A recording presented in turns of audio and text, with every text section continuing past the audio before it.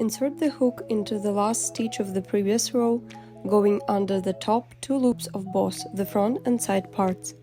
Pull the yarn back through these loops and make 1 single crochet stitch.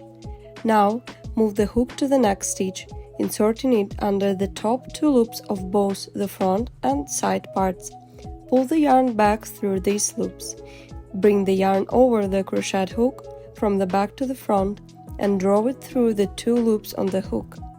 Insert the hook into the next stitch of the previous row, going under the top 2 loops of both the front and side parts. Pull the yarn back through these loops. Draw the yarn through the loops on the hook. Repeat these steps in each stitch across the row.